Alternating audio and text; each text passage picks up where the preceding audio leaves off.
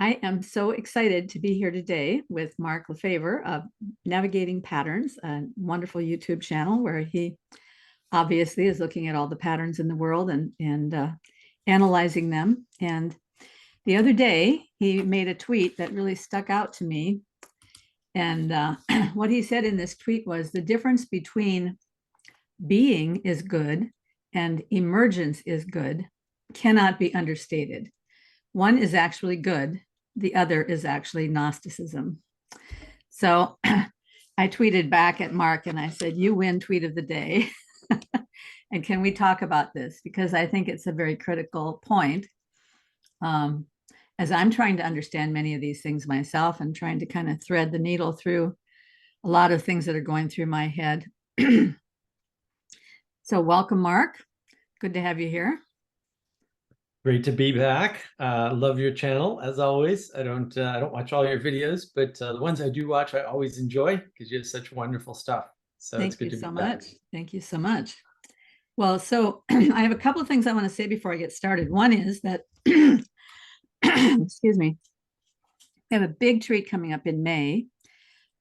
Dr. Michael Levin and Matt Siegel of Footnotes to Plato, he's probably a doctor too, if I think about it, are going to have a conversation about Alfred North Whitehead. So I think that's going to be pretty interesting. And then the other thing I wanted to say, I don't get any money from this. This is just from my heart. This is my favorite Christmas gift. It just looks like a coffee cup, but I don't know if you can see the brand name there. Ember. Ember, okay. Ember. Yeah. And you notice those two little dots there. Those charge up this cup. So you can plug this little thing in. It's got a plug in there right there. Plug this little thing in. It charges up and you'll get at least the time to drink through 3 or 4 cups of coffee where you can take your time sipping and it'll stay exactly the perfect temperature all the time because there's an app.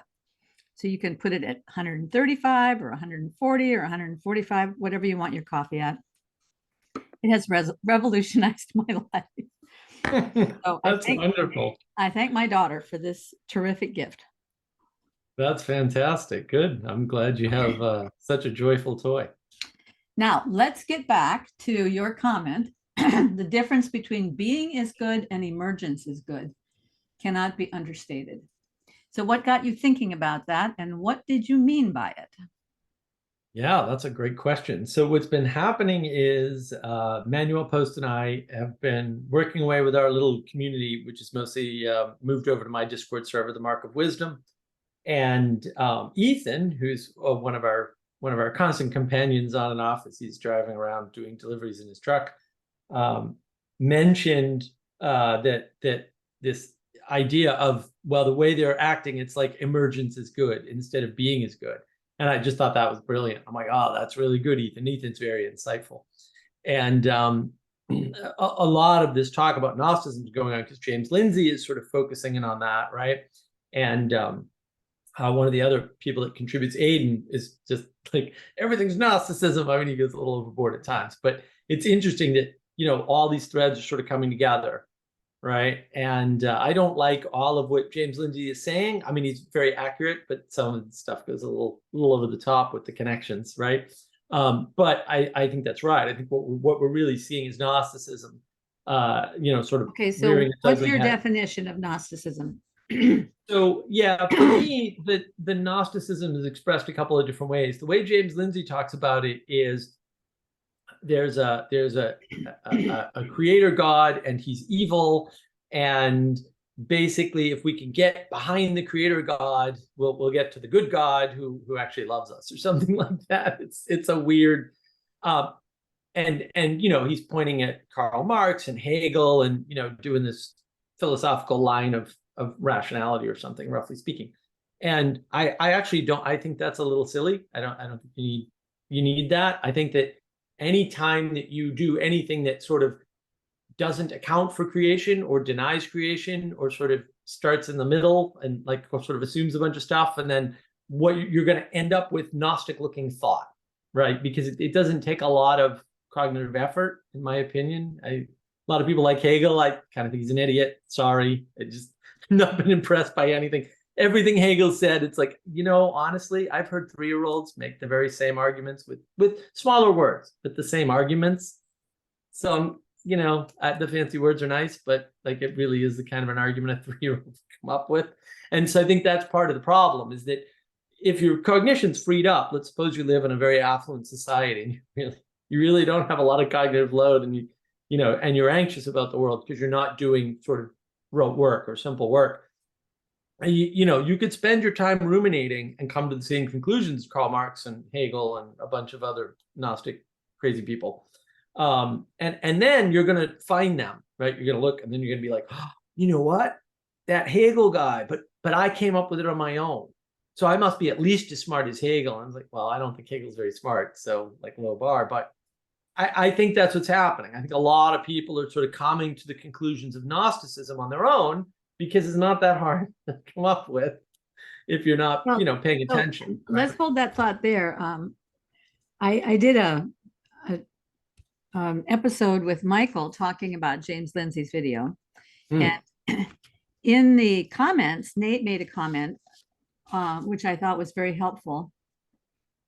He said the distinguishing feature of Gnosticism is the view that material reality is evil, comma is important, often the creation of a separate God. It is the second half of that sentence that is definitely a problem and heretical. But right. That the fallen world is in some sense evil and not yet the perfect creation, and even dead, is simply good Pauline and Johannine theology. This dead fallen world is precisely what Christ comes to restore into life, to transform the world into the creation, which is simply to say that earth without heaven is dead, but heaven without earth remains a seed waiting for the earth to cooperate with it. Mm-hmm. Now, I'm not sure I completely agree with everything that Nate is saying, but I think it's an interesting distinction that the problem where Gnostics really get into trouble is when they try to posit that there is an evil God that is connected to the creation, a kind of demiurge or something that came before God, and that whatever that was is evil. Right. And that's the reason that the world is in such a mess. And, right. And then the other part of Gnosticism that troubles me a lot is this idea that they know things that we don't know. They're on the inside, their little secret elite clique that has all this secret elite information. That's the part that really gets me into, makes me feel like they're in big trouble there, because when you do that, basically you're saying that God's good news, God's word, God's truth is not accessible to children, is not accessible to people that have mental incapacities. And I just simply don't believe that's true. Your 3-year-old who can come up with some of Hegel's ideas, or Marx. My 3-year-old used to say, why can't everything just cost 1 penny?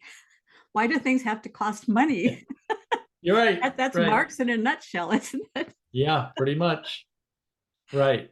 Yeah. So anyway, at the end of that comment, he says, earth without heaven is dead, but heaven without earth remains a seed, waiting for the earth to cooperate with it. That's part where I run into a little bit of maybe debate with Nate, in that seems to imply, I might be wrong, so I don't know what Nate is thinking, but to me, it seems to imply that somehow God needs creation. God needs man. God needs earth or whatever man is doing in order to complete his to complete himself. I think God creates out of love, not out of necessity. So, but Nate may totally be on board with that. But nevertheless, what he said made me think about Matthew Pajot's frame, that heaven informs and earth expresses. Right. And man is in the middle of that. So emergence is the bottom up thing that's supposed to happen according to the Gnostics on its own. Yes. Yeah. And in heaven in forms, that's the top down thing, the emanation, I guess, and then the emergence. So why don't you comment on that, and then when the next thing I want to do is show a little video clip of emergence. Okay. Yeah. I mean, I think that a lot of neat stuff is just too theological for me to worry about. I don't play theology. I don't know any theology. I don't care about theology. If theology is the answer, again, we're screwed for the same reason you mentioned earlier. Like, not everybody can play that game, and I don't believe that not everybody can be saved. Like, that's anti-Christian in my mind. So I just don't buy that. Right? It's the same argument that Jordan Peterson made to Sam Harris years ago at the fourth debate, right, of the first four that they had, where he basically said, Sam, this is all well and good for you, and you've got a 130 IQ, but what about all the people that don't? Right. And then if you listen closely, although you don't have to listen that closely, in my opinion, a bunch of people laugh. And it's that elitism, right? It's that whole, well, we've got, to your point with the Gnostics, we've got the forbidden knowledge. And it's like, knowledge is not the thing. And then you run into that as a recurring theme, right? And so you look at, say, John Vervaeke's After Socrates, and he basically says, well, obviously Socrates is being cheeky or silly or whatever when he says, I know nothing. That's obviously not true. And I'm like, actually, that's not obvious at all. And I think Socrates actually believed that because he understood that knowledge doesn't have the value that everybody assigns it. And which would make him not a Gnostic, actually, would make him an anti-Gnostic. And it's interesting that anybody, and John's not the only one doing this, but a lot of people are doing this, just saying, like, oh, Socrates was just a smart guy and he knew all this stuff. And it's like, no, Socrates is 3 years old, and like, there's advantages to being 3 years old and being able to question everything, and that's fine. There's nothing wrong with that. But he was also a cynical skeptic and never made any truth claims and didn't build anything. I mean, the only three things he did good, right, is I know nothing. Yes, denigrate knowledge. That's a good idea. I'm all in, right? Because when you denigrate knowledge, you raise up deeds, right? With what you're doing in the world, what your participation you raise up what? Deeds, participation. Oh, action. Yeah, action, participation, right? You raise that up, right? And the other thing that Socrates did was he questioned everything, right? He broke down knowledge for other people and said, these things you think you know, you don't know. Like, that was his process. I mean, this is why I think when he says, I know nothing, he's being sincere. It's not a joke. It's not a troll. It's not a haha, right? It's no, this is what I do, like, all the time. And that has its utility. And the third thing he did was he stuck by his guns and drank the poison. Like, that's great, right? Because he sacrificed the community for the greater good of the community rather than anything else. I mean, you can assign a dozen other reasons because things don't have single reasons, we'll say, or single causes. But that happened. And, those to me are the only good points of Socrates, and everything else is sort of whatever. So I think that's important to sort of understand, is that when you're putting knowledge up, that's the Gnosticism, right? Gnosis is knowledge. And that's where you run into trouble, is whenever you're sort of looking at knowledge and saying that this is the value that we care about the most. And then you end up doing the Sam Harris thing that he's done twice now that I disagree with, basically talking about dead children. And I'm like, I'm not a fan. So yeah, it's just not good to watch. It's not even good to see, people who were good until they weren't, right? And then they just blow up, and it's no fun. It's happening all over the place too. He's not the only one. A lot of people seem to be having a problem now that they expose themselves to wider parts of the world. These people who were fundamentally good end up just tripping over the morals and ethics left, right, and center. Well, I mean, Jonathan Peugeot is always talking about how we're going to flip upside down. Or maybe it's going to be flipping right side up again, but there's a lot of flipping going on. Yeah. Well, and I don't even think it's flipping in that case. I think fundamentally, and I said this for years about Sam Harris, well over a decade. I said, he's not capable of being a moral agent in the world. Eventually he'll stray into evil, because you're just more likely to stray into evil than you are to stray into good. But he's lost and he's straying. He doesn't have an ethical system. And he never had one, and he just says he does, and he didn't, and it was clear that he didn't. To me, I don't know why everybody else missed it, but it's clear he didn't. Couldn't do the trick, It's like, we can't, if you can't do the trick, you probably can't be ethical, and like, fair enough. But also, eventually you're going to trip over, dead children left, right, and center, as he did. So that's too bad. It's very sad, but it doesn't mean you're good just because you're good. You're good right now under no stress with no exposure, and then something happens, and yeah, now you're not good anymore.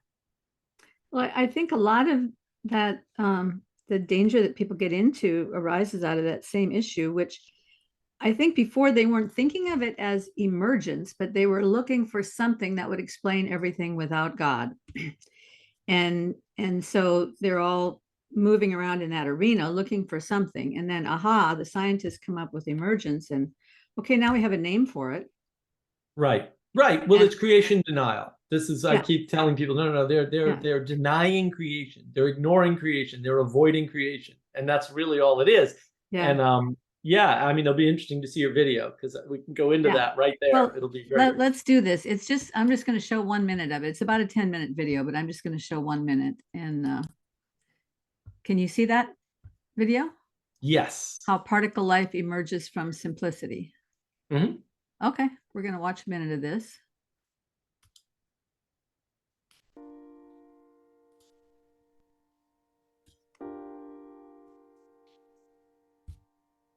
So for the people who are listening on podcast, it shows a lot of particles of different colors. And as time This goes by, is the particle particles are life. moving together.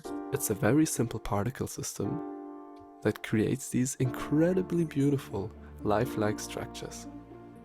It can be explained in a few seconds, and if you know how to code, you could write your own version of it today.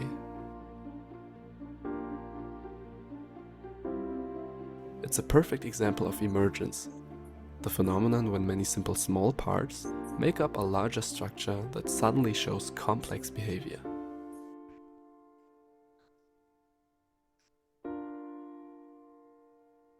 I will explain how all of this works in the second half of the video. But for now, I will just leave you with a few beautiful impressions of particle life.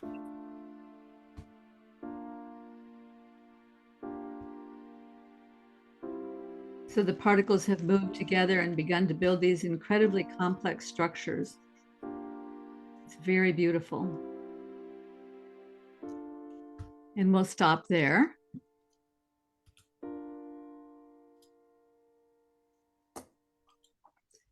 And I don't know if you caught that part at the very beginning of the video when he's talking. To me, the most interesting thing he says is, and if you know how to code, you can build this for yourself. Right. So those particles don't just arise out. I mean, those beautiful structures don't just arise out of those particles accidentally. Right. The algorithm is coded in, the rules are coded in. And right. Well, and way more than that, right? Like, the funny thing that strikes me about this sort of stuff all the time is, and I've had these conversations with people, and they don't understand, right? It's like, you're running a simulation. That's what you're running, technically. And the irony of that is that he wrote his code in Java, which, if you're a technical person, would be extremely funny, because that's an extra layer of silliness on top of something that doesn't need that layer.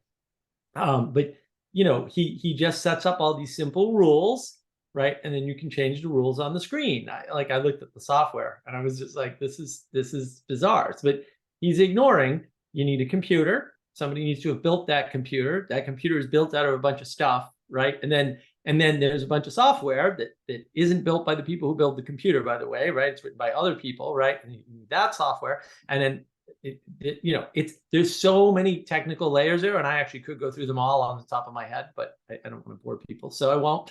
But it's a ridiculous number of layers, and at the end of the day, you look at the stuff that you can download, that he gives you as an executable on your computer, and it's wonderful. You can set up your own rules, like how the colors interact with each other, because that's basically how it's based. And then you set the color rules, and then sure, but this is well-known in computer science. It was known in like the 50s. It's not even remotely new. And it's also the thing that like Dawkins talks about in that he did in the 70s with evolution. and then somehow misreads all the work that he did, which is very strange. But a lot of people, like the computing history is full of evolution simulators, but they're missing the creator is you, and plus all the people you rely on to create. They're just ignoring that part and saying, if you have to your point, if you have the secret knowledge, you can build a world that does this, and that just makes you God, and you're not even noticing that that's what's happening. And I'm fairly sure somebody wrote that down in a book a few thousand years ago that that's a bad idea, but like, what do I know? So yeah, it's very strange. Yeah, so here we are. Yeah, so when you emailed me about the James Lindsay video, one of the things you said was that people seek out Marx and Hegel because they already think that way. They came to it themselves because it is a pattern we all can embody. Then when they get someone else thinking that way, they validate their own ideas, usually altering them. And this is why it's not a religion with a clear through line. Everyone makes their own chaotic version. I thought that was a very interesting point that you made. So I wondered if you might want to comment on that at all. Yeah, so this is sort of akin to, not to pick on John Vervaeke, but I guess we have to. His description of Steal the Culture. His description of Steal the Culture is, well, I want to do something like what Augustine did, right? Which is you had a bunch of people. So you've got Rome, right? The big Roman Empire is doing the Rome thing, which, is all terrible and whatnot, according to whomever. It's probably the best place and time to live, around that whole period of history, because you had access to Rome. Rome was a pretty cool thing at the end of the day, a lot of technology that we subsequently lost. And he contrasts that with what Augustine is doing. A little strange, right? Because all these people are off in their homes, in their own little churches, worshiping. And that takes over Rome. And that look, I mean, if that's where you start, which I would argue is the literal middle of the story, then that sounds very persuasive, as though it's a thing that can happen, right? But it's actually ignoring the starting point of the story, or the beginning of the story, or the creation of the reason why people are all in their houses worshiping, right? Which roughly for Christians would be the resurrection. And so it's not that they're just worshiping in their houses. They're all worshiping based on the resurrection and the gospel, right? They're not just worshiping random things in their houses. And so the irony here for me is that what we have today, and if you want to call it Gnosticism, I think that's totally fair, is a bunch of people worshiping their own things, right, by themselves, not in communion, right, but finding other people to worship with, whether it be the climate, the race, the safety. There's really dozens of these religions now, right? Yeah. And so if you think of it that way, it's like, oh, so we have Steal the Culture without the resurrection. That's what we have. But also nobody likes it and nobody wants it to continue. So maybe no. I'm just throwing that. Maybe we could stop doing that. So I'm not familiar with his idea of Steal the Culture. Is the idea there that if you get everybody doing practices in groups, and your practices are meditation and so forth, that will be the equivalent of the people in their homes praying? I don't think John goes that far with it. I don't think it's a really connected idea for him, at least not that I've heard. I don't. Oh, so he was just kind of telling that story. Okay. He was describing what he meant by Steal the Culture, because he's been asked many, many times, and he only answered it like a year ago, I think. He's been talking about it forever, and I think that answer is only like a year old or something in that frame. And that was when he said, oh, like Augustine, and he'd said that before, but he really sort of explained it, right, and said, no, like Augustine, because there were all these people in their homes doing their own church thing, and that is sort of the thrust of something like the religion that's not a religion, right? That is the thrust. So yeah, I mean, I think that's what he's sort of on about, but I would argue, like I said, in the ultimate irony, that's what everyone's complaining about, is that this is the problem. Well, the other day I was listening to a video of Andrew Klavan. I didn't used to listen to Andrew Klavan because he always starts with a big political rant, and I'm just not into that at all. But usually about a third of the way through his videos, I guess, he gets into talking about very beautiful ideas about how we can renew our culture. And he wrote this beautiful book, The Truth and Beauty, where he talks about the ideas that were from the Romantic poets trying to get back to a Christian vision, trying to come back from the Reformation with a more Christian vision. And it's a really wonderful book, lovely book. I would love to have him on sometime. Hello, Andrew, if you're out there listening, please come and talk to me. Or if anybody knows how to get hold of Andrew Klavan, let me know. But anyway, in this recent video he did, so I started, after I read that book, I've watched a few of his videos, and one of them, the title caught my eye. The title is something like, both the woke and the devil are trying to convince us that they don't exist, or have convinced us that they don't exist. And he's not equating the woke with the devil. That's not what he's doing. He's just saying there's this idea that the woke movement is trying to convince the populace that there isn't really a woke movement, in the same way that Antifa, they were always saying there is no Antifa. They're just, little groups of people doing their own thing. But it was interesting to me how openly he spoke about the devil, because, to be truthful, most of our churches anymore don't ever talk about the devil. And I guess that's because the devil has convinced us that he doesn't exist. And if he doesn't exist, then we don't have to worry about the devil, but Jesus talked about the devil. He said the devil goes about like a roaring lion, seeking, or was that Paul? Seeking whom he may devour. Maybe that was Paul. But yeah, if we don't recognize that there are spiritual powers that are enemies of the cross of Christ, then we're leaving out a very important part of life. But anyway, this video of Andrew Klavan's was very interesting. And in it, he talks about stealing the culture back.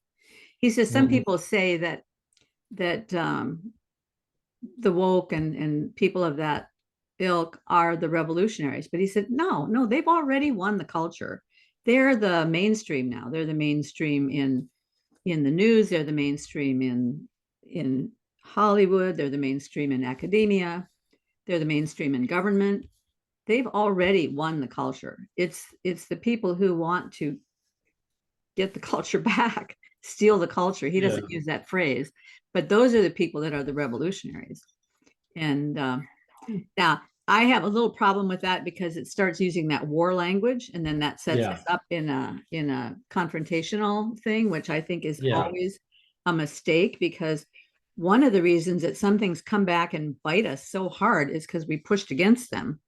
And if you I think sometimes if you just let something run its course, if it's not of God and if it's not useful, it's just going to wither away. But when you start pushing back against it, then they're the martyrs, they're the victims, they're the ones that need people to come and feel sorry for them, and then that just strengthens the whole movement. So there's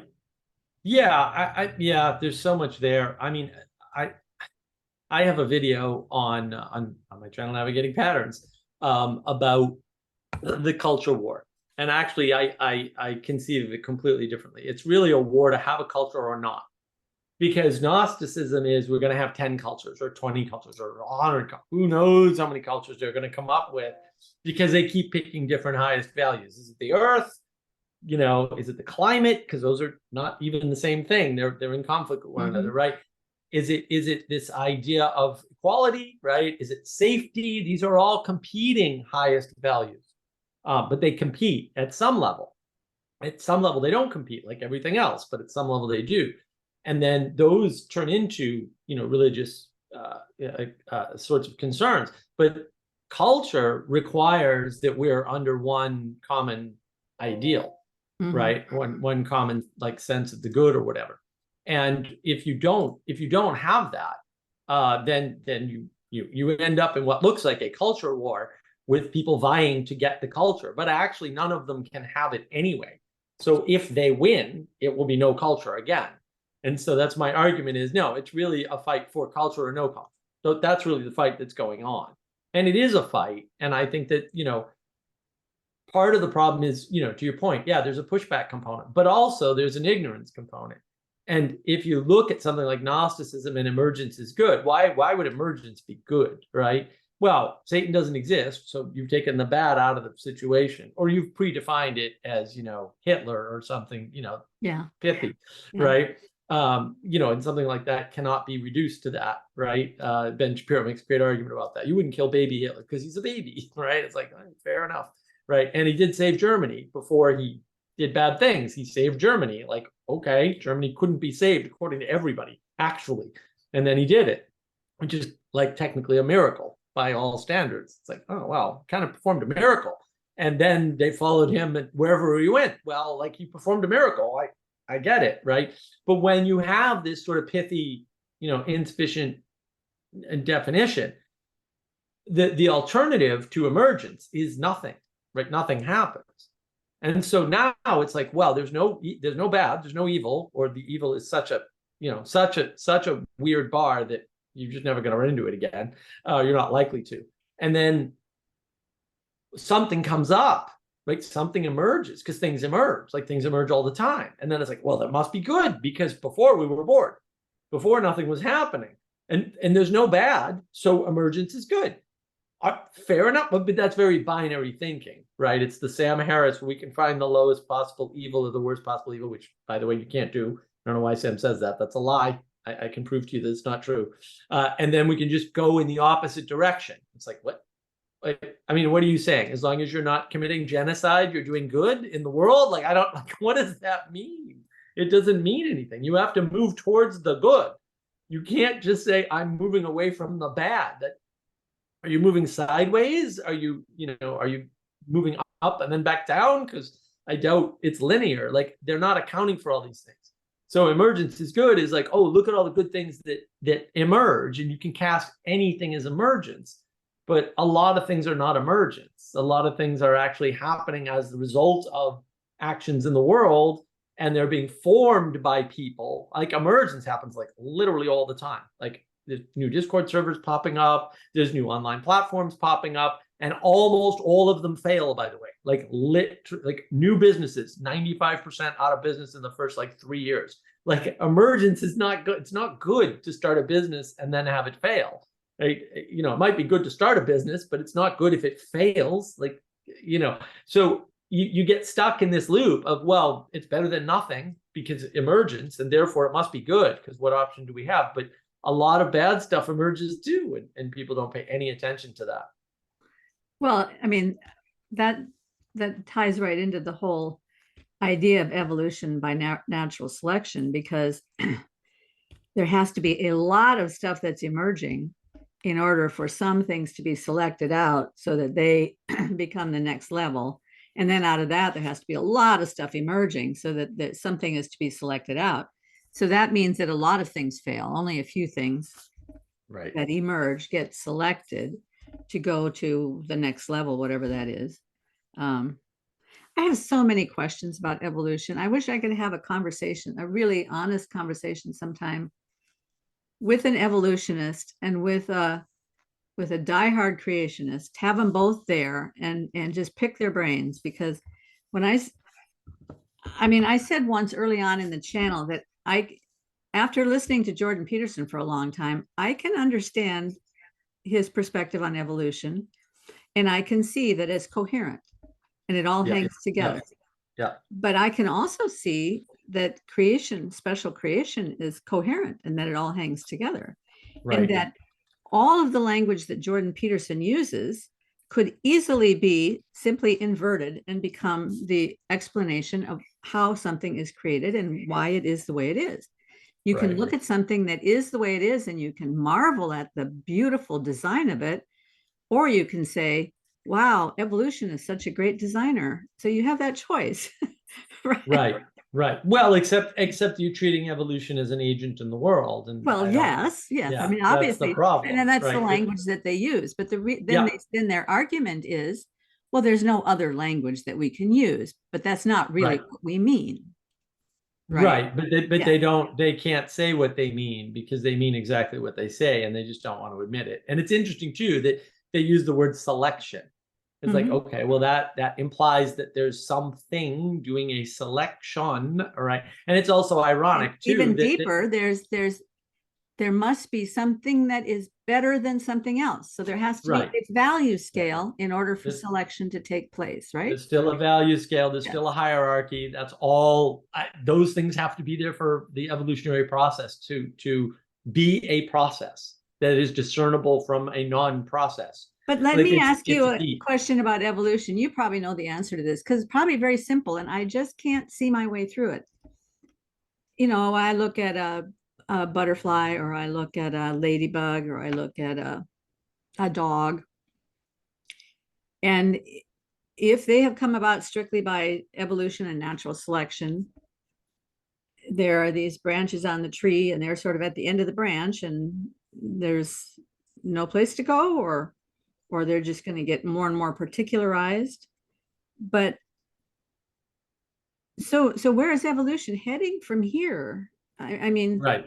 Well, that's what we those can't know. those things are never going to become something else that's eventually going to become sentient being or They human might, or something. they might. There's nothing in evolution that says they can't. I mean, that's the problem. I mean, to some extent, you can ask the somewhat absurd but valid question: how smart were the dinosaurs? Because they were physically restricted from making buildings. But does that mean that they were mentally restricted from making buildings? And of course, the Bible has an answer to that. It's pretty easy and Well, straightforward. But I mean, the that's what evolutionists don't have an answer to that. so many of the sci-fi movies are asking that question in a way because Yeah. they make these beings from other planets that come and they're octopuses or something. Right. And they've made their ships in order to fly with the tentacles of an octopus. I mean, to Yep. me, that's just like so stupid. Yeah. Well, but I think the problem that people run into, especially with evolution, and they don't really understand this, there's those cognitive biases. And one of the cognitive biases is sample bias, where you're looking at a small sample or a specific sample that you've already filtered without realizing it. That happens all the time. Everybody does. It doesn't matter what your IQ is, by the way. Cognitive biases happen equally to everybody, irrespective of IQ. Could you give an example well of one of those things, one of those biases? Yeah, sure. So actually, I'll give you a personal story. So I used to work at a company that made a product that was a very popular product at the time, and I worked in tech support. That's what I worked in tech. People called us when they had a problem, they needed an RMA, or they just had a question. So a lot of people just had questions, like fair enough. But the majority of our work was stepping them through how it worked. Right? What you could argue, well, instructions must be bad if you have to tell people how it works, right? Maybe, or maybe they lost them, or maybe the instructions can't be made universal enough that anybody can understand them. That's a possibility, right? Because I've never met anything universal that everybody could understand it. So, I mean, that could be, right? But also a huge number of product comes through and it's dead. It's dead. They get it in the box and it's dead.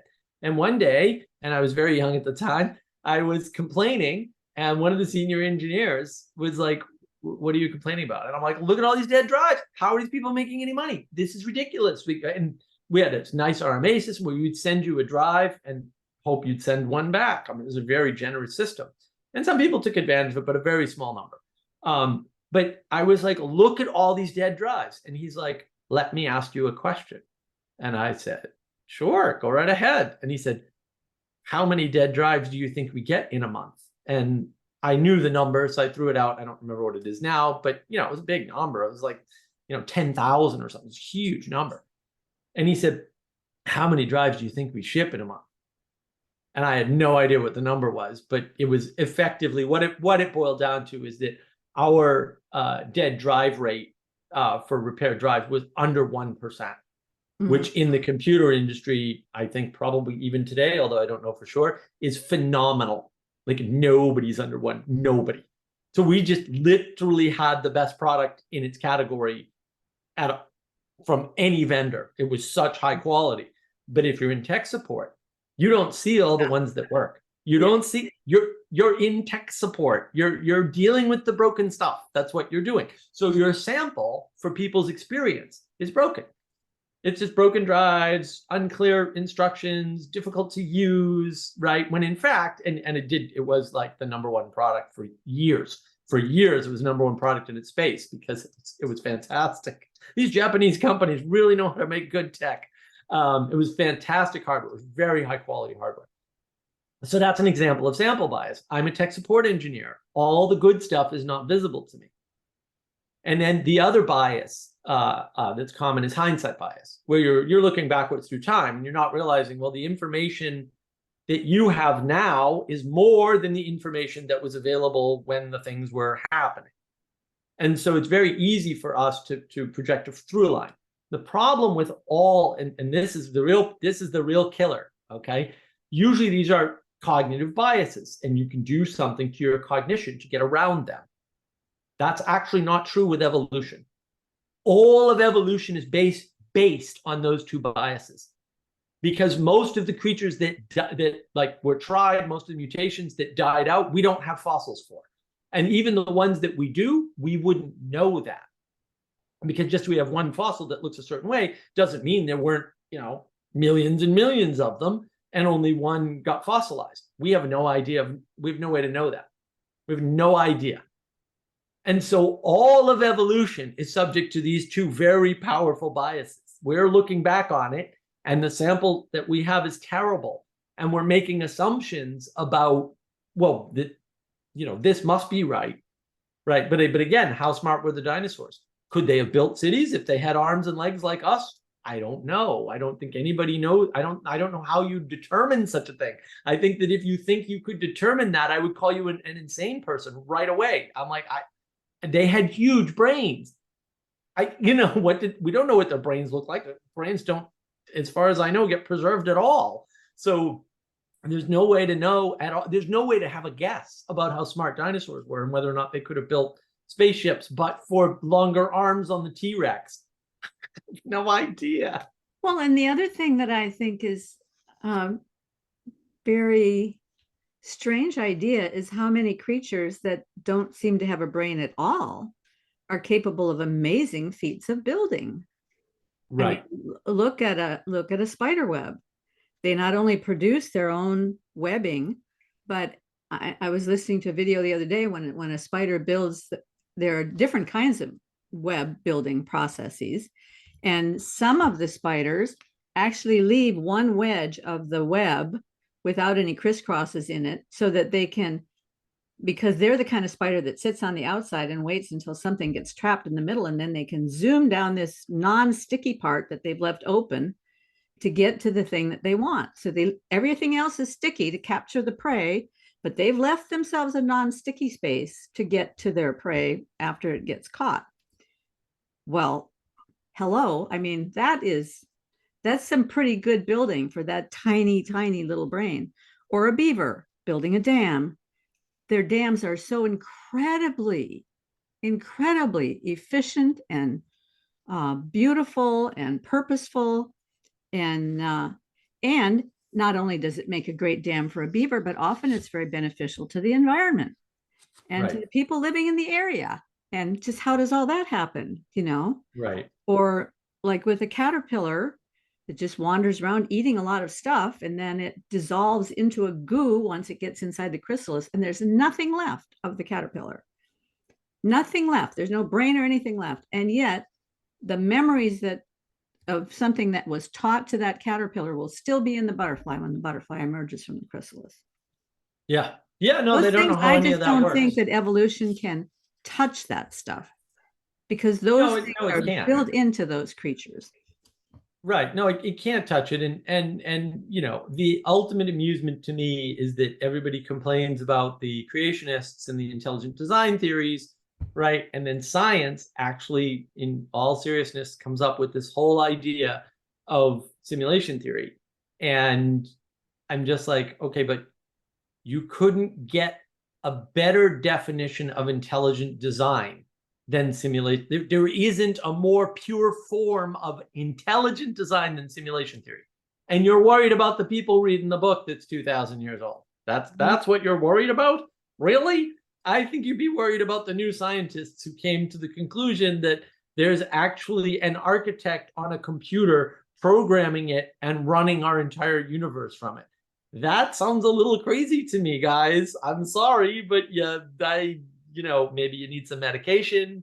Maybe you took too much medication. Something's going on there, because that just sounds Well, and completely that also leaves out the whole idea that whoever this architect is, if it's a human guy sitting behind a computer console, then where did he come from? And then right. whoever, No, it doesn't. Right, it doesn't solve the problem. Regression. It doesn't solve the problem.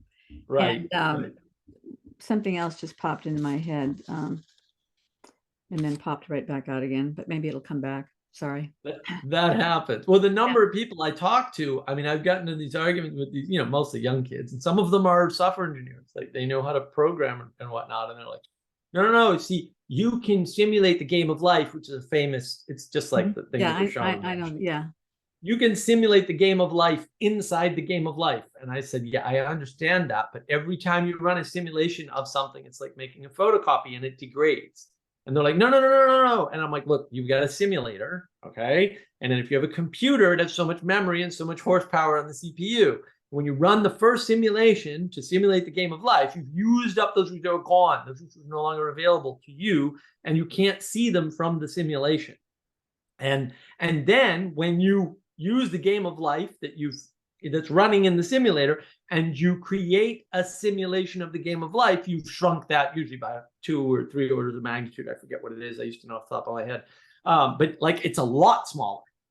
And then finally one of them went, oh, you're right. And I'm like, yeah, it never gets bigger. It only gets smaller, and it only gets worse, and it only gets more constrained. It doesn't get better. That's the reciprocal narrowing that John Vervaeke talks about. Like, yeah, when you're stuck in emergence, you're stuck with reciprocal narrowing. You're stuck with everything getting worse because you're relying on this thing that emerged up, and then you're trying to get inside of it, but that's a smaller world than the one you just left, and it just gets worse and worse and worse. And it's not like that's going to break out and break away from the demiurge and get into the bigger. Well, that what you God. just said reminded me of what I thought of a second ago, and that is Dr. Michael Levin's work that he's doing on xenobots, where he has taken the cells from the skin of a frog and put those skin cells into a petri dish in a certain kind of medium or something. Maybe not a petri dish, but anyway, some sort of medium. And they will spontaneously gather together, cluster together, and make little bots.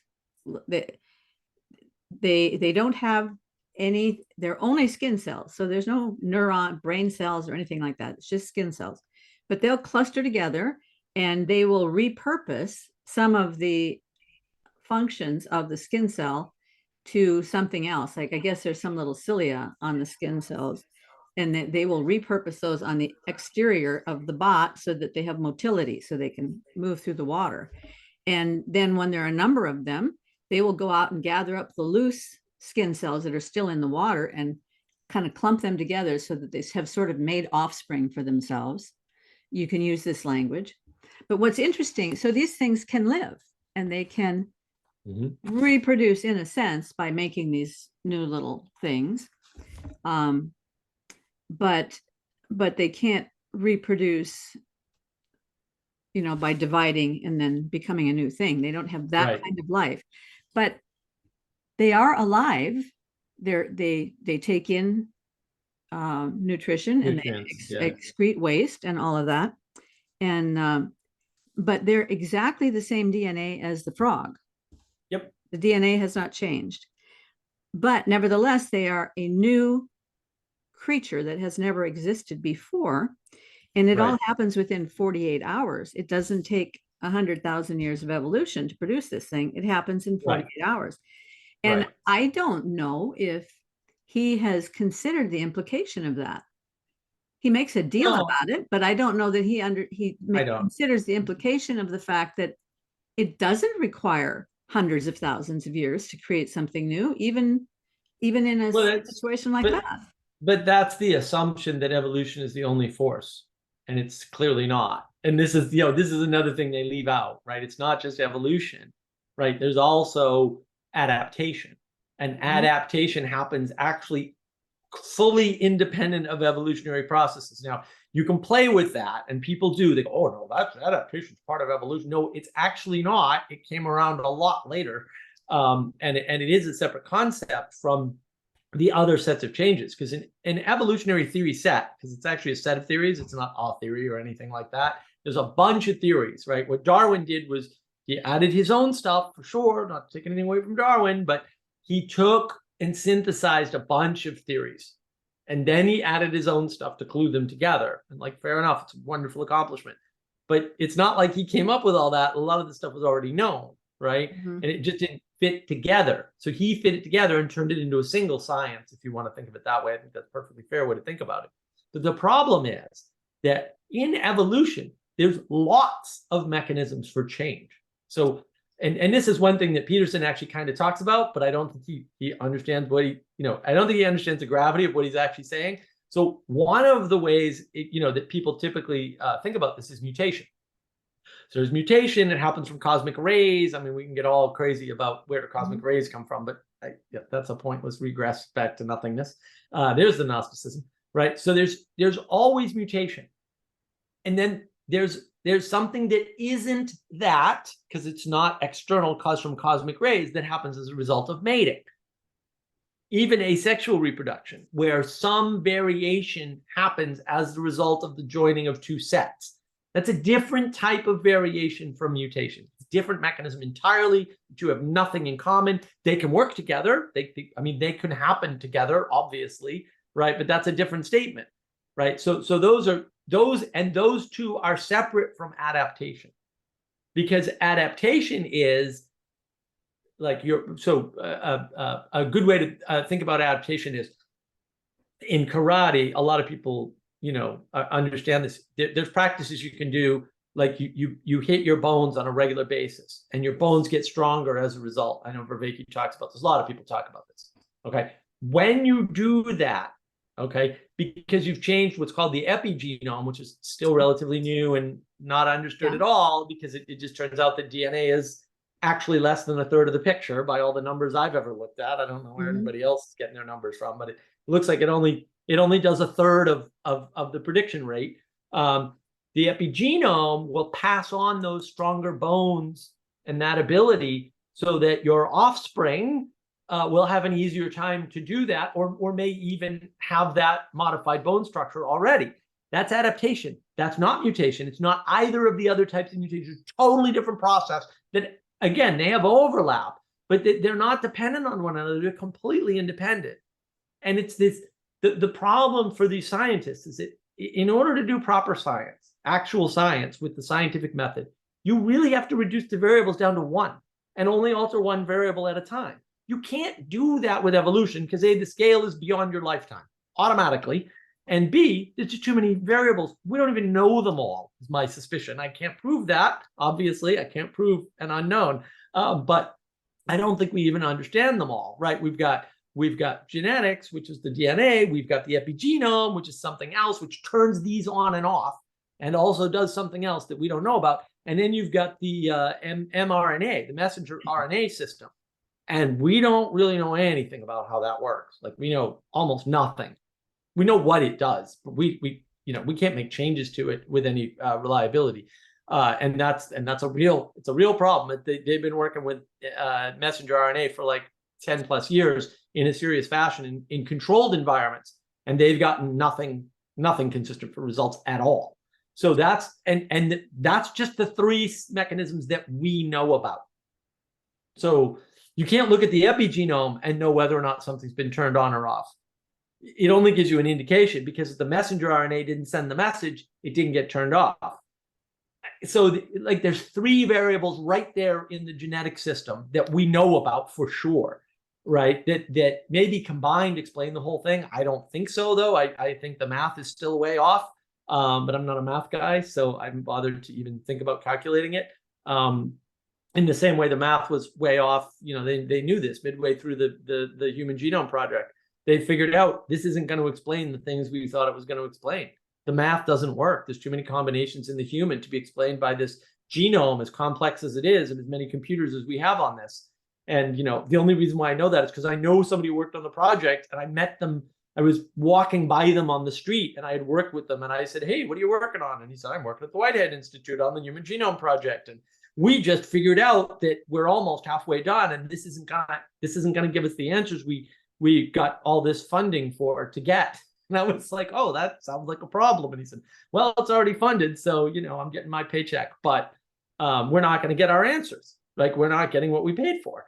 And I was like, "Well, that's too bad. Good for MIT and the Whitehead Institute, I guess. Bad for everybody else who's not going to get their answers." And then they find the epigenome, right? And they find this messenger RNA, they find all this other stuff. So, you know, it's not, these sciences rely on these single variable equations. And like, we live in a multivariable world. Like, everything's called multivariate, right? Everything's multivariate. It's not univariate. And only certain things can be reduced to a single like equation. And most of those things aren't life forms. They seem to be physical objects with no agency or no ability to be an agent in the world, right? So they're totally reliant on gravity or the wind or sunlight or something, right? The expansion of heat, the contraction of cold, if they move at all. Those things seem to be reducible to univariate components, but I haven't seen anything in the life sciences that looks like it's going to get there. And that's the problem. There's deep confusion about what science can and can't do.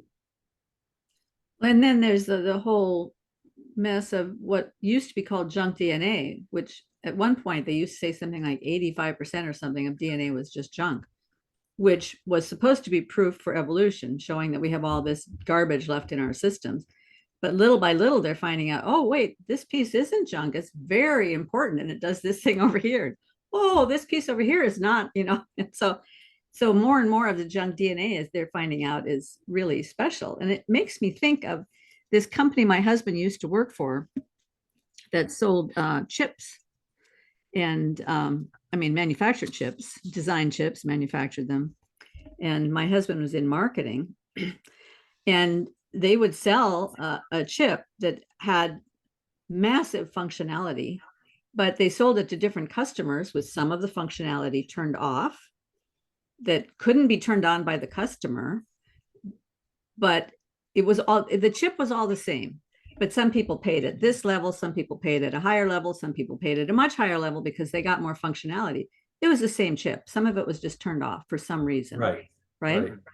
And I think that's maybe some of the junk DNA can't even be seen because we're not customers at the right level. Right? Yeah, for sure. Or because our minds aren't open to, you know, maybe a customer at the lower level, if they were smart enough, they could figure out a way to turn on the part that's turned off, you know. So right. Yeah, and people don't know this. Like they you know, they just like, oh, science does all this great stuff. It's like, well, science is overbuilt quite a bit, you know, by like several orders of magnitude about what it can and can't do and what it does and doesn't know, and what things are explained and which things are not at all explained. And yeah, the whole idea that you as a life form limited to the lifespan that we have, or even, well, triple the lifespan, it doesn't matter, can see something about evolution in real time is absurd. Evolution doesn't unfold on that scale, on that time scale at all. You know, much less when you're talking about evolution, it doesn't actually make any sense to talk about the evolution of a thing, of dogs or of people. It doesn't make any sense because evolution isn't that small. It's a huge, huge thing that involves all the creatures. All of them, like actually all of them, all the insects, all the bacterium, all the viri, you know, all the trees mushrooms, and flowers and all the trees, all the flowers, and food, you know, grains and nuts and seeds and roots and, you know, all of that stuff. All the pieces to all of those things, right? And so, you know, it's absurd to think that your limited mind, because, you know, you're just a limited person with a limited lifespan. Could even if it were capable of understanding all that, would have the time to understand it, because it takes time to learn these things. Well, even as wonderful, I mean, many scientists are really wonderful, doing wonderful work, but they're over there in their little piece of the world working on that, and they can't see the whole picture, right? Right. Right.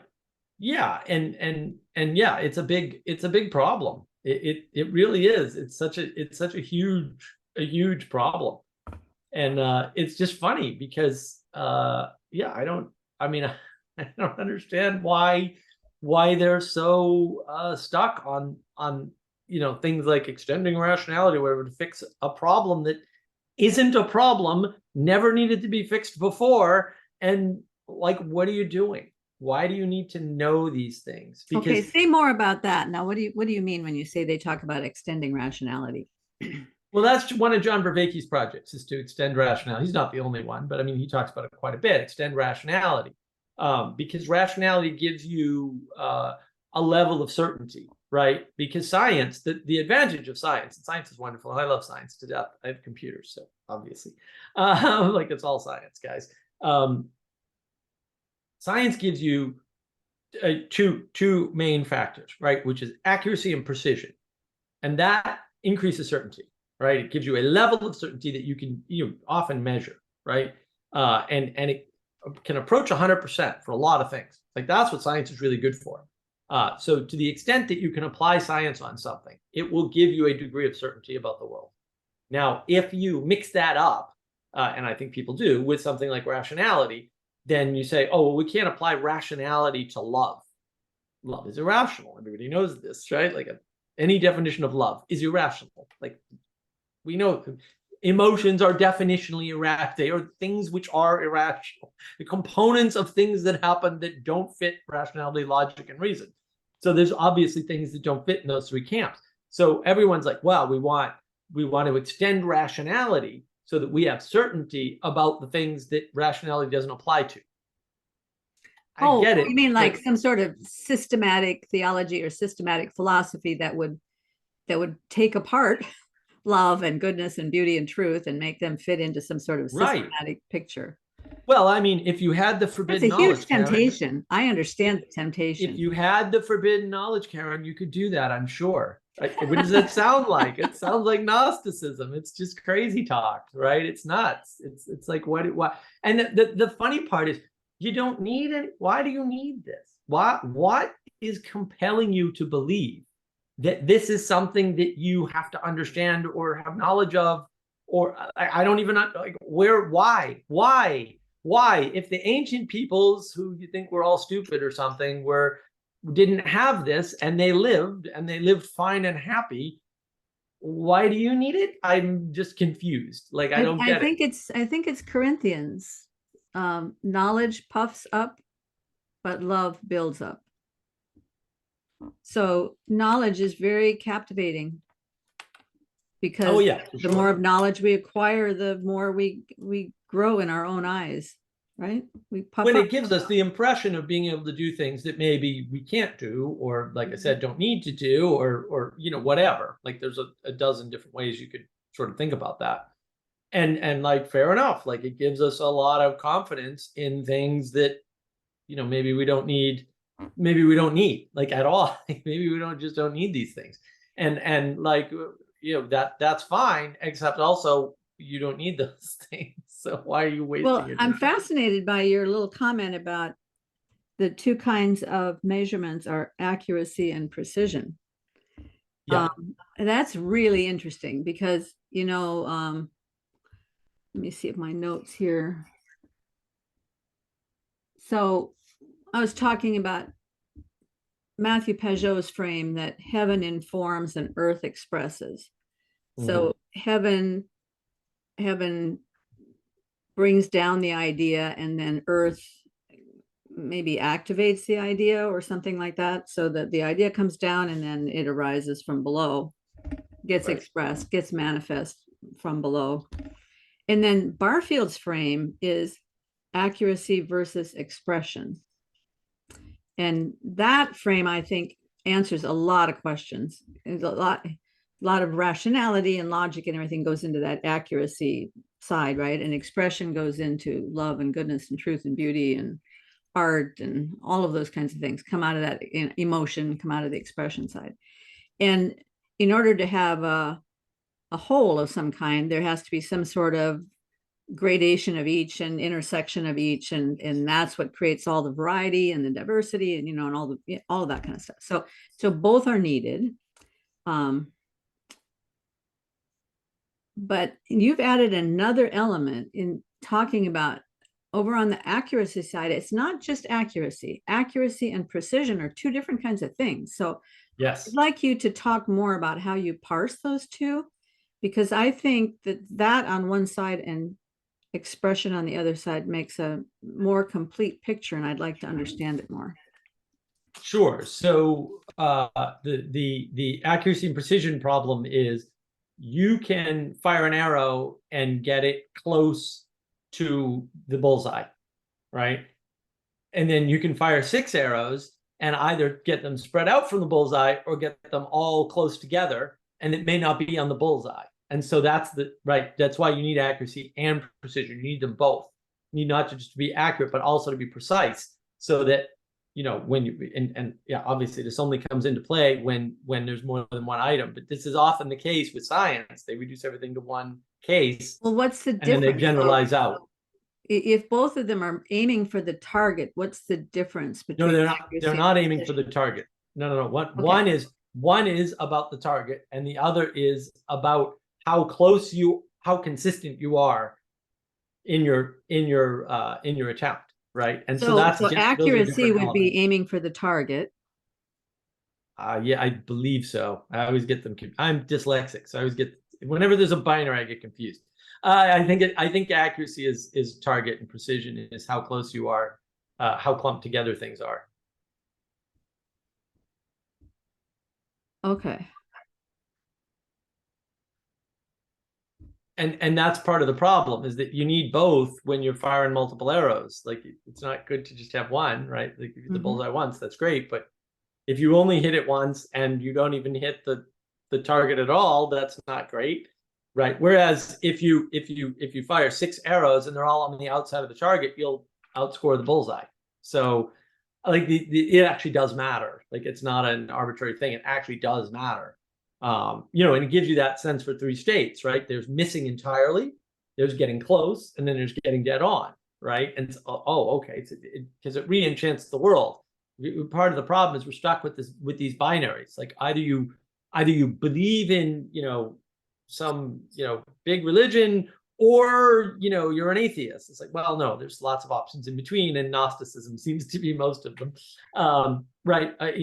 Or either you vote for this party or that party. If you vote for this party, you have to believe this on this issue. It's like, what? Like, you can't understand the world like that. That's never going to work, right? And so we get stuck in these binaries because it looks to us like, and this is one of the problems, like, we examine our own thinking, right, as though that's a thing that you can do. You're stuck inside your head. You're not examining your own thinking. I hate it. You might be able to see the limits of some of your thinking. Sure. You might be able to come up with interesting sounding stories in your head about how you're thinking, but they're probably wrong. And any reflection will probably show you that, but it's just never been reflected back from somebody else. And so we think that we make binary decisions all the time. And my contention, and I'm not sure that I can prove this, but I think actually it's been proven, but I don't know, is that you never make a binary decision. It's never happened. It never happens. What you do is you choose something to the exclusion of many other things. That's what you seem to do, right? Because you could say, look, I decided to, instead of playing video games, go to the store. Fair enough. But what are all the other things that aren't video games and going to the store that you also didn't do? Because really, that was the decision. The decision wasn't, right, or the decision was to go to the store. So what you've done in your thought process is you filtered everything out and prioritized it. And what you're looking at is you're ignoring that whole part. You're ignoring the starting of the decision process. Again, you're not looking at the beginning. You're not looking at creation. You're looking at the middle, and going, okay, well, I have these 2 things that are prioritized near the top. And I don't know which one's number 1 and number 2. So I'm going to pick between 1 and 2 and ignore 3, 4, 5, 6, 7, however many. And that ignoring part has already been done. for the most part. And so you narrow things down to two, and then it looks like you're thinking about binary all the time. But you're clearly not. It's clear that you couldn't possibly be doing such a silly thing. And so people get confused because it looks in their head like that's what's happening, even though it's absurd to think that that's what's happening. Because every time before you make a choice, you're faced with an incomparable number of choices, irreducible complexity around you everywhere. And one of the things that popped into my head when you were talking about that is when I think about painting, every stroke that you put on the canvas is a choice of this and not that.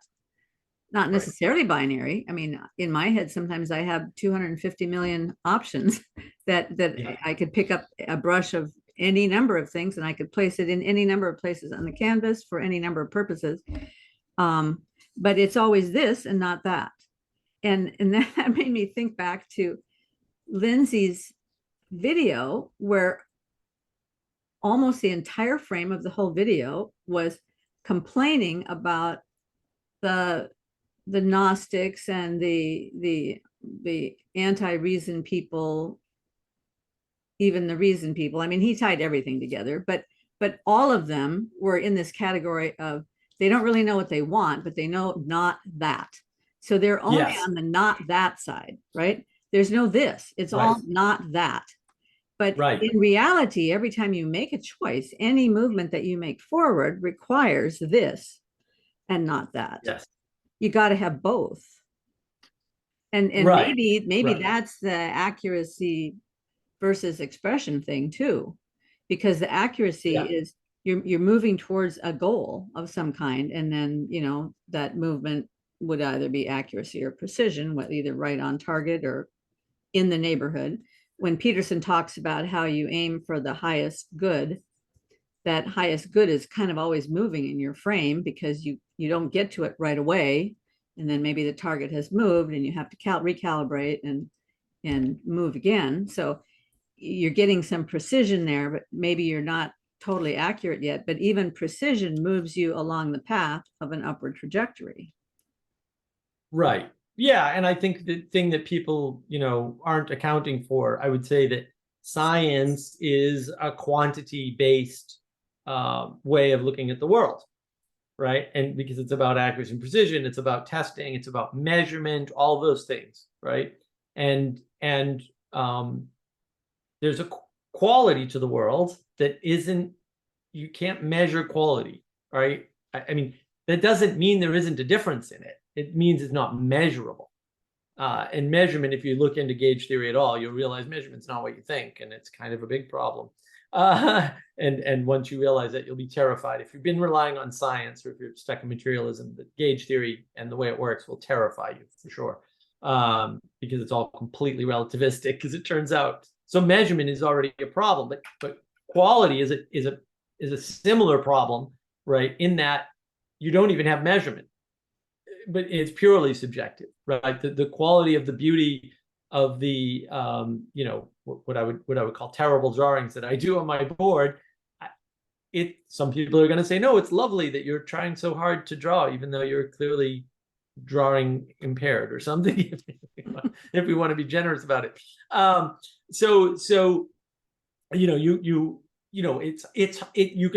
Qualities are all over the place, probably an infinite quality to everything, right? It's not measurable, and it's not relevant that it's not measurable.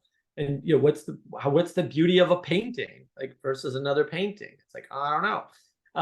There's no way to make that sort of into a scientific project. You can't use logic, reason, and rationality on. I mean, this is why Aristotle has 4 causes and not 2. And people seem to be using one that's really 2 of them wrapped together or something. It's very strange. It's like they're taking material cause and formal cause and putting them together and saying, this is how everything works, and that looks like emergence. And it's like, there's that final cause thing, guys, and efficient cause is still out there too, but you at least need final cause, formal cause, and material cause. Like, you can't. How can they wrap formal cause in there relative to emergence? Because the only way I could put those two together is if I think of a painting emerging under my hands, which in some sense it does, but it's only emerging in the process of something that started as an idea in my head and then gets brought into being through my hands and through a lot of natural resources in paint and canvas and brushes and all that kind of thing. And then something emerges on the canvas. Yes. So, but the formal cause is the form that was in my head before the thing started. So if you're going to attribute emergence to formal cause, then you've got an agent that is being, that is good. The implication is there. Yeah, I mean, yeah, I think the problem is they do collapse the causes, right? Because they're materialists and they think that material is the primary mover of the world. And like, these are the people that say, well, you know, if Twitter wrote their software differently, people wouldn't use it the way they use it. And that's like so apparently and obviously observably false that it's hard to imagine that people are still on that, but yet they insist that that's the case. It's absurd. We know it's not true. Like, we know, like, Twitter had competitors. They all went out of business. Twitter had competitors that were bigger than Twitter at one time. They all went out of business, right? They all went out of business because you can't use Twitter to do the things that people are doing on Twitter. They won't use it. Like, it's still a negotiation. You can't force people into doing things, right? You can't force them to wear masks. You can't force them to go to school. You can't force them to sell their property, right? You can't force them to trade with you. You can't force them to be a good conversationalist, right? You can't force them to play by your rules. You can't. It's just not possible. And Peterson talks about this with the chips. Whether it's Twitter or any other product on the market, we get the market we want. We get the product we want always. Right. I used to do consulting work, and one of the companies that I consulted for was Procter & Gamble, and one of their products was Pampers diapers. And we would go to the Pampers factory in over there in the Central Valley in California, someplace, can't remember the name of the town. Great big factory. The machine was half a mile long that made these diapers. I mean, really, I'm probably exaggerating a little bit, but really long, because there's a lot of steps in the process, because they have to have the plastic sheet on the outside, and then there's a thing that crimps it so that it's pleated in such a way that it fits so perfectly on the baby, and the plastic sheet has tabs, and then they've got Velcro, and then there's this thin stuff that gets filled with a gel that's absorbent, and then that's got to be shaped in a certain way, and that gets laid on top of the, all these things. Well, when I had my first child, it was cloth diapers. That's all you had. That was your choice. And then they came up with, about my daughter's like maybe 2-3 months old, the first disposable diapers come on the market. And they're just a couple of pieces of paper with some wadding in between, some cotton wadding or something. And you had to pin them on just like you pin on a normal diaper, but you could throw them out afterwards because they were just made out of paper. If you can imagine 2 paper towels with some extra padding in between, that was it, right? Stuff would leak out the sides, all that kind of stuff. But that's probably what we would have got stuck with. But Pampers also was doing business in Japan, and the Japanese customers just wouldn't buy that junk. They just wouldn't pay for it. They said no. So the marketing guys had to talk to them. What do you want? What do you need? And over time, the product got adjusted to the needs of the consumer. And then when they'd get a better product, they'd go back to them and they'd say, what else is missing? Oh, we want this, we want that, right? Well, Twitter's like that. It accommodates to the needs of the users, and it gets built out to fit the users that are using it. If they're going to be successful, that's what's going to happen. Right. So whatever we've ended up with in Twitter, it's because of us. We get the leadership that we deserve. Yeah. Because we're the ones who are building it, in essence, because they're responding to us. It's like when Jordan Peterson talks about how the crowds all loved Hitler, because he was listening to the crowd and seeing what it was that they wanted. And then he was responding with what he could tell that they wanted. Right. And then he would give them more of that. And then they would love him the more. And then he would give them more of what they loved. And it just ratchets up until both of you are in this absolute hell that you've produced for yourselves out of not listening to something higher.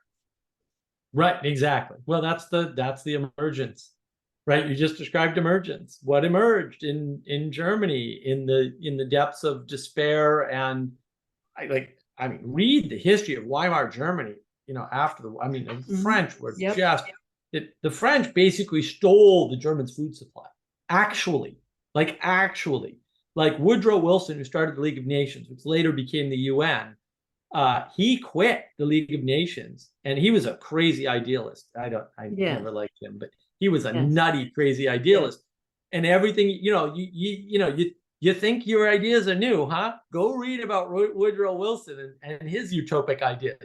And then go look at the changes. Go and look at the changes to the Constitution instituted under that crazy idealism that have half destroyed America. Right. So yeah. Right. Well, and destroyed Germany. And he was upset. He was upset that he couldn't save his German friends, and he was upset at the political system in the United States that he had already created to some extent, or shaped largely. And he was upset at the League of Nations, right? And he was, really upset that this didn't go the way he thought it should go, based on his wicked smart idea. That this is the way things should work, and that's one of the problems, right? That's where the Gnosticism comes in. But also, you can see the hindsight bias. Like, we look at things and we go, oh well, those diapers are there because the company did that to people. It's like, no, the diapers are, you didn't see the process. All you saw was the end result as it is today. You didn't see the beginning. You don't understand the changes and how they happened. Even if you understand the changes, you don't understand how they happened. You may think some crazy CEO came by and just said, we're going to do this today. And look, that happens. It happened to Tropicana a few years ago, right? They changed their bottles completely. They changed all the artwork. They just did a marketing redesign, and it was a disaster. The company lost a ton of money overnight because they were doing just dumb, like literally stupid things that any designer would know better than to do. And they booted that CEO, got another one real quick, so the company didn't go out of business. And all they did was change the way the bottles looked. And they almost put the whole company out of business. The product didn't change at all. Just the way the bottles looked changed. And people were so furious they wouldn't buy the product anymore. Even diehard Tropicana people. And I was like, yeah, that this isn't surprising. But that's rare. Most of the time, it's this negotiation between, and again, Peterson talks about this with the chimps. Yeah, tyrannical chimps happen. They just don't last. They don't last because any two people can take one chimp out, or any two chimps, I should say, can take one chimp out. Like, anybody can take out a tyrant. Especially if you all have handguns, which was banned in the Weimar Republic, by the way, which is why they tried to bomb Hitler and weren't succeeding. Going back to this idea about how we get what we ask for, and we don't understand the system because we don't go far enough back in history to look at where the changes started happening. I happen to understand fully the diaper thing because I've lived through it. I think I have a pretty good insight on this problems with our medical care system, because I remember before there was insurance, before there was Medicare, I remember. And we have the healthcare system that we have built in this country because we have allowed all these changes that have come in. Every one of them has been destructive. The HMO system, the Medicare system, not that we want people to fall through the cracks, but the way that it was done, the way that all these things were designed and implemented was damaging. And so we've ended up with this thing that's all cobbled together. And then when we start fixing it, we just tinker with the edges. We tinker with the symptoms. But nobody will go back and look at the beginning, look back through history and try to find out where the problem started and then try to fix it from there. Nobody. Right. Because no, they don't go back scary. to the starting point. Yeah, because it would be politically toxic or scary or whatever. So I don't see how we ever get out of this thing that we've gotten ourselves into. Well, one thing is we have to ditch some of these ridiculous sorts of formulas that we have in our head. Like, one of the things, sorry to pick on John Vervaeke, but like this is a real bugaboo of mine. Well, John is a great guy, so he'll probably deal with it. I love John. He'll be fine. I've met John. He's a lovely human.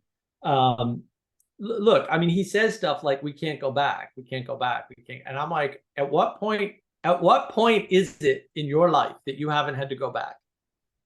I don't know. Like, I go back all the time. I go back and start over. I go, right, you start like a novice, you learn again, right? So at the same time he's talking about play like a child. Isn't that going back? Like, I don't understand. Like, what do you know, we go back all the time. You have to go back and fix mistakes sometimes. But that requires knowing where things start. And, you know, one of my bugaboos with Jonathan Peugeot, who I also met, was lovely, by the way. Awesome. A little distracted, but lovely person. He says, where are you standing? It's like, no. I think the better question is, where are you starting? Where are you starting your argument? Because, and this is the limitation of logic, reason, and rationality, is whatever frame you put them in. Because they work within a frame and they don't work without a frame. There's no objective material reality, as I like to call it. That doesn't exist. So you need a frame.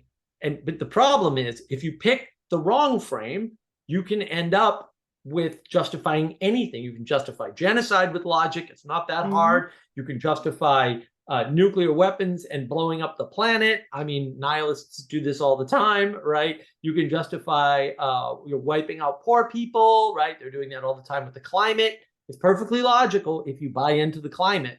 Whether you think it's true or not is not relevant. If climate's the highest value and not persons, then killing persons is okay to save the climate, which is the highest. It's not a trick. Like, it's very simple. If you hold something up above persons, persons are going to go. You're a lot younger than I am. So I'm wondering, do you remember back in the 70s and early 80s, the whole move of, there were two moves going on in education and in the world, magazine articles, everything: values clarification and situational ethics. And what you just described is situational ethics to a T. All the books that were written about situational ethics, but they weren't saying this is bad. They were saying this is the way to think. And it had its impact on the culture, that love is an excuse for murder. Basically, they didn't say that blatantly, but they're saying there are times when killing can be justified because of your love for it. So love can justify anything. And it's a very subtle, very destructive. And then the whole values clarification thing, which they were using in the schools with the young people back in the late 70s and early 80s. An example of that would be, you tell the kids, okay, there's 26 kids here. You each have a role, and they hand out the roles. You're a priest, and you're a 78-year-old, maybe you're a blacksmith, and people don't need blacksmiths anymore. And you're a 14-year-old teenager who loves technical stuff, and everybody gets a role. And then there's a catastrophe, and there's only one bomb shelter, and it only has room for 19 people. So who's going to be in the bomb shelter? Or it only has room for 12 people. Who's going to, or you're on a ship and it's going down and there's only one life raft. Who gets on the life raft? And then the kids talk about it. Well, basically what you're doing is saying some lives have more value than other lives. Right. This is values clarification. Yeah. No, that's not values clarification. That's hateful, destructive, demonic, satanic, evil. That's what that is. But that was all through the culture back in the late 70s and early 80s. And I don't know where it went. It probably went underground and became something else, secular humanism or whatever name you put on it. Another Gnostic attempt to be more Gnostic. Well, and it's a misunderstanding. I mean, situational ethics, if you properly understand it, as far as I can tell, is that ethics is not a formula or a procedure that can be applied. In other words, the framing matters. And we live in this postmodern world where we're ignoring the framing. And so we say ridiculous things like, look at this wonderful emergent system. It emerged from a computer and a bunch of programming that you did. How emergent is that? You played God, creator. You played creator to build a set of rules that looks cool and can form unexpected things. Usually they use the little trick called the randomness. Like, oh, where did you get that from, my friend? So randomness, roughly speaking, is actually just the mathematical way out of math. It's like, oh, we're going to pick a random starting point. Why would you have to pick a random starting point? Because math is dead. So if you pick the same starting point every time, you're going to get the same results. Now, this is tremendously helpful. Look, I'm a data scientist, among other things, and a software engineer. And when you're doing, say, symbolic regression or AI or something, there's a thing called the seed, and it's your random seed. And what you do is you test using a seed number. And usually you pick something random, maybe once, or you just pick like 98743 or whatever, and you feed that into your algorithm. And then you do your tests over and over again, right, to make sure things are consistent, right, because you need consistent, and reliable, because you need consistent and reliable, right? And then when you're ready to use this in the real world, you modify that random number with a random number generator. And the reason why you do that is because otherwise you don't get different results anymore. Math is dead. Math is not alive. It's dead. All the constituents of math are dead, right? And so, well, how do you get these cool things? You add random numbers to them. But if you actually start with the same random number twice, and that happens, it's extremely rare in computers because they've got mathematical ways around this problem, roughly speaking, like they use the clock or they use entropy or whatever. They use all kinds of crazy tricks. But if you start with the same number, you can actually reproduce the conditions. And so what you have is dead because it can only do the one thing in the one way. And people don't understand that. Like in a simulation, if you set the conditions the same and just run it, you're going to get the same results every single time, every simulation. And the only way around that is by adding this randomness component. And there's lots of ways to do that, like I said, but you're pretending that something is alive and different by using a mathematical trick. And that trick is outside of mathematics, technically speaking, because randomness, you can't understand randomness using math. It is the way out. It's the whole out of mathematics, out of mathematical certainty. That's the whole reason I fell in love with Jordan Peterson's book, Maps of Meaning, is chapter 4 on anomaly. Because as I was reading his analysis of anomaly, and he talks about it on a variety of scales, from the very small scale up to the very largest scale, like anomalous happenings in history, things like that. I mean, it's a fascinating chapter. But as I was reading the chapter, I was thinking about, if I roll this back to evolution, and I'm thinking about this initial cell that just crawled up out of the slime somehow, and it's the first cell, and it's the only one, and it only has a certain amount of intellectual bandwidth, let's say. It only has a certain amount of DNA in it, and only a certain amount of information in the DNA. Base pairs, certain number of base pairs. How do those base pairs increase over time? If I were going to come up with an evolutionary reason for them to increase over time, I would go back to this epigenetic idea that it's having to adapt to something. What it's adapting to is something new all the time. It has to be something, has to be an anomaly, has to be a series of anomalies, has to be a series of random events that are not what it is normally experiencing. It experiences this random event, it has to overcome it, live through it, and then it has increased its knowledge base, and then it moves on. And I was thinking about that. I was thinking, that is an input, and that's a gift.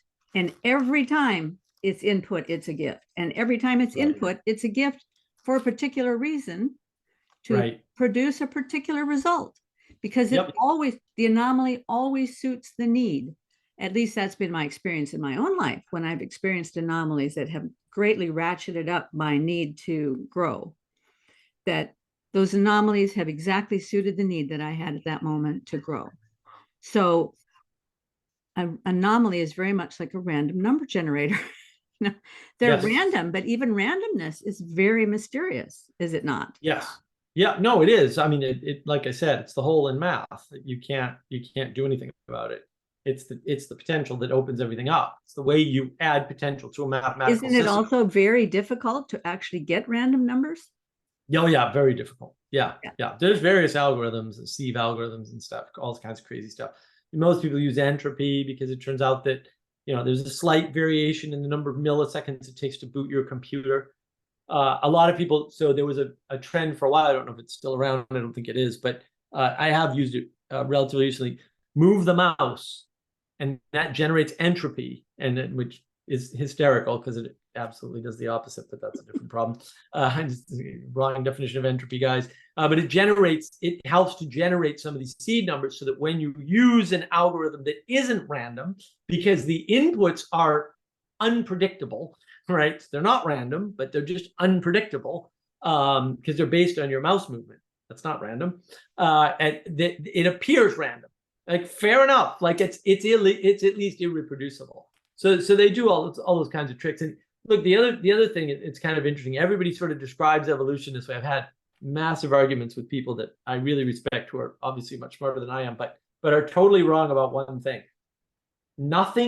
There's no possible way at all, mathematically speaking. And look, you can do evolution on a computer. Dawkins did it. I've done it many times. It's not a hard program. You write it in BASIC. It's really not difficult. And a simple case will do, right? Because a simple case is actually better. You're not getting one cell. You're not getting one human. That's never happening, right? In order for something to evolve, it's the base thing that turns into the thing that evolves has to be spread out all over the place. It has to be. And so you look in genetics right now, and if you pay close attention, you'll see there's a bunch of people going, well, maybe not all humans started in Africa. It looks like they might have started in 3 different places at once. One of them is Europe. And it could be 4 or 5 different places. There's no actual way for us to know that, I think, ultimately. But there's a lot of indication right now in genetics that there's actually a native European development that, roughly speaking, would be Neanderthals or Neanderthal-like. Now, there's some other people that dispute that and say, well, there's actually evidence that there's Neanderthals and Homo sapiens in Europe that started in Europe and didn't come out of Africa. Now, I don't know how you're going to validate or any of that stuff, but it's interesting that that's actually in the literature now, that people have actually talked about this. Because if you think about it, well, it almost certainly has to be true. You can't, for example, you can't seed the game of life, in the computer with 1 without adding a random number generator that generates more. Like, it doesn't, quantity 1 never works. Like, it never works. And everybody assumes quantity 1 and then says, well, if you can do this with quantity 1, you can do it with quantity 10. And that's actually never true, ever. Like, never true. Quantity 1 is quantity 0 is a special case. Quantity 1 is a special case. Everything else is a similar case. And everything changes its scale. This is why reading Nassim Taleb is useful, because he talks about the change in scale, changing the nature of randomness. Actual randomness changes when the numbers get too large. So at a certain point of large numbers, the same randomness produces structures. It produces order. It doesn't destroy things. It doesn't increase entropy. It decreases entropy. Well, obviously, we have a lot to talk about. And today we only got through emergence, but the other half of the equation that you talked about is being is good. And I'd like to explore your mind about that if we could do that in a future episode. Absolutely, we can try. I don't know what I know about being. That's a tricky topic. You're the one who lined them up on either side of the equation. I agree. I got to do my homework in order to talk about being. So it's good that we ran out of time. Otherwise, I'd being in trouble right now. Because we've been going for an hour and 45, so I really do need to wrap it up. But I want to finish off with when you were talking about things starting all over the place at one time. A year or 2 ago, I had on a couple of genetic biology, molecular biology. I can't remember what their background is, but they wrote a wonderful book called The Stairway to Life. And they're looking at what are the things that need to be explained in order to get from non-life to life. And what are the problems at each step on this stairway. And, they did a good job on it, because actually all 14 stairs, you can't get to the first step without getting through the first problem. The first problem is insuperable. But after they'd explain this insuperable problem, then they would say, but we'll give you that one. You can have that for free. Now let's move up to the next step. And they did that with every step. So by the time you got to the end, you're like, man, the numbers on this are just impossible. But but Change 10 was one of the authors of this book, and she is a brilliant researcher. And she said, after all the research that I did on cells and on eukaryotic cells, she said the conclusion that we have come to is it's not a tree of life. It's something more like a forest of life. It has to be. There's no other option. Right. Right. So, so I would recommend that book to people, Stairway to Life. And yeah, so I also recommend Andrew Klavan's book, The Truth and Beauty. Very, very good book. And it's been great talking to you, and we'll get together again soon, I hope. Thank you, Mark. I want everybody to check out Navigating Patterns. I'll put a link. Excellent. Yeah. Hopefully people can find useful stuff there. I get all kinds of content. Most of it's cultural cognitive grammar. Right, I've got some history talks that I do usually with Adam, and a bunch of other things. We talk about morality and ethics, and we do a great commentary on the game A, game B thing. There was a video out a while ago about that we broke down. That took several hours. That was the hardest video I've ever done in my life. I did that with Manuel. So you can see some of the stuff these people are talking about, especially with emergence. I'm probably going to do a talk on emergence soon. So yeah, I got a bunch of stuff planned. So there's always new stuff coming out. Great. Well, talking to you is a little bit like drinking from a fire hose, because you're so knowledgeable and you obviously have opinions. Oh, well, thank you. And they come out all at once, and I'm trying to understand. I'm trying to get a grip on it while you're talking. So it's quite a delight talking to you. Yeah, well, unfortunately, there's a lot there, and it's just very obvious to me how it all fits together. And everyone else has been confused by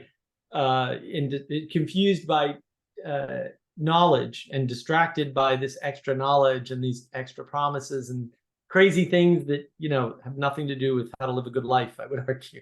Well, so somehow you're distinguishing between this navigating the patterns and kind of analyzing the patterns and trying to get a grip on the big picture. You're distinguishing between that and a systematic version of trying to make boundaries that are too crisp, too many little cells, like building graphs and everything of all your ideas.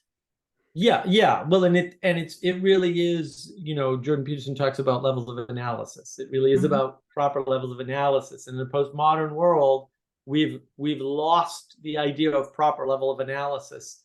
And now, people think they can interpret Moby Dick as a treaty on gender or something. And while that is a possible thing to do, it is also an invalid and unhelpful thing to do. And people they've lost that sense, right? They're in an anything goes Gnostic cesspool world, instead of being able to constrain themselves to no, there's certain rules and starting points, and they're not optional. Reminds me of the Bible verse, everything is possible, but not everything is beneficial. Yes. Right? Yes, that is true. There's a frame. Okay, Mark, it's too much fun talking to you. We could go on all night, but I gotta go. All right, great. Okay. Thanks, Karen. Bye-bye.